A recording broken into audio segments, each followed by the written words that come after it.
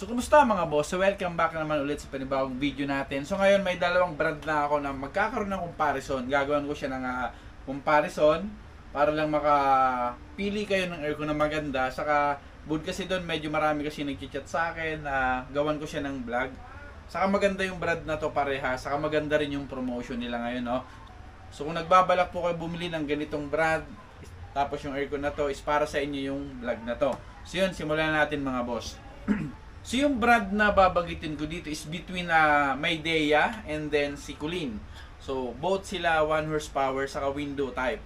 Yun, so i-discuss ko isa-isa yung basic specs nila para lang makapamili kayo ng maayos, no?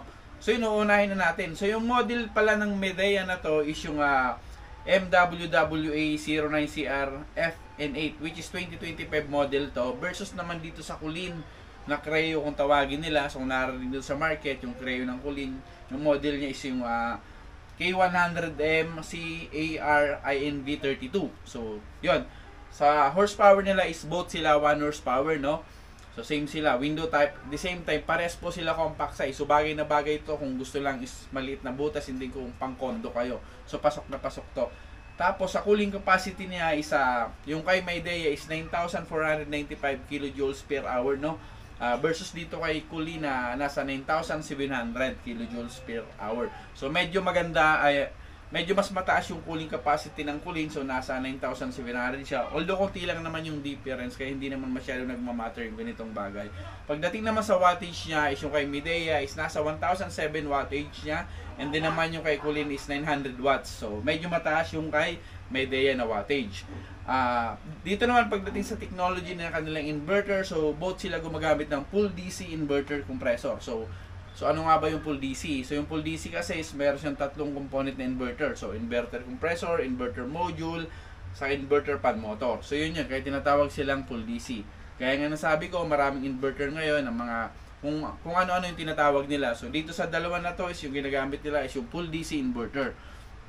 Tapos dito naman pinumpute ko to yung sa monthly consumption nila using 9 hours sa paggamit ng kuryente sa loob ng isang buwan. So yun, yung kay Midea naman is papalo ka lang dito ng 1,372 per month. So yung computation ko nito is 13 pesos per kilowatt per hour.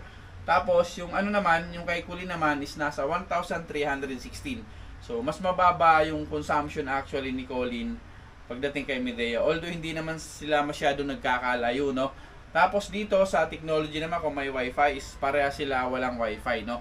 So basic sila kung tawagin. So although may advantage kasi yung mga may wifi, may mga na-vlog ako ng aircon na may mga wifi. So maganda kasi yung advantage po nun. So moving forward, pagdating naman sa refrigerant, so yun, parehas nilang ginagamit is yung refrigerant ng R32, which is ito yung pinakamagandang refrigerant sa market kasi faster cooling, matipid sa kuryente, the same time eco-friendly siya. So kaya yun, kung nagbabalak ka bumili ng aircon, mapa-window type man yan or split type or kahit anong klase ng aircon, yung kukuhanin nyo lagi is yung R32 na refrigerant kasi panalong panalo yun.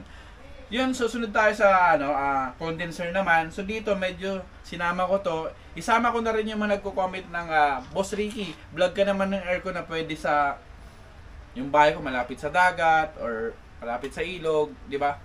So yun, mas okay naman dyan kung yung ginagamit nila is yung gold pin condenser, no? So yun yung panalong condenser na gagamitin nyo kasi coated yun ng mga hydrophilic material or yung dalawang brand na to is pareha sila gumagamit ng gold fin condenser, no? Although iba lang yung term nila, gaya dito kay Midea, Prime Guard gold fin condenser yan. Tapos yung isa naman is hydrophilic pins gold fin. So same lang yan. Para siyang coated na hydrophilic material para mas tatagal sila lalong nasa tabi kayo ng dagat kasi medyo iba kasi yung humid ng hangin doon na nakaka-apekto kung yung ginagamit yung fins lang is yung mga ordinary lang na mga silver fins.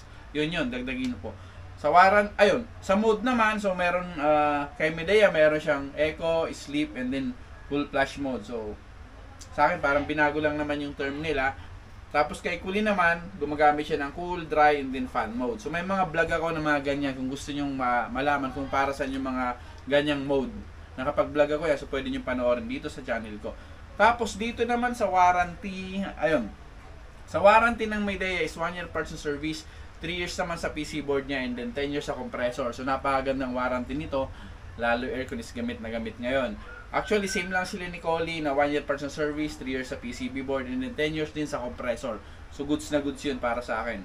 Tapos, dito naman sa energy efficiency, sa energy label nila, dito naman kay Maydea, isa sa 4.65, which is mataas naman to. And then kay Colin naman, is nasa 4.74. So, medyo lamang lang ng konti si Colin. Tapos, syempre, pagdating naman sa presyo, so, yung SRP ng Maydea isa sa 20,495, tapos makukuha mo lang siya naman 7,274, which is napakamura na nun. Tapos dito naman kay Colin, yung SRP niya is 24,995, and then yung net niya is makukuha mo lang siya ng 19,199. So, both sila maganda yung promotion, mas mababa lang yung kay Maydea. So, yun mga boss. So, yung both brand naman to is okay naman to. Panalo naman sila parehas. So yun, kung meron kayong natutunan dito sa YouTube channel ko, so huwag kalimutan mag-subscribe. I-hit mo na rin yung notification bell para laging update sa mga video na aking gagawin. Yun lamang, maraming salamat. Peace out.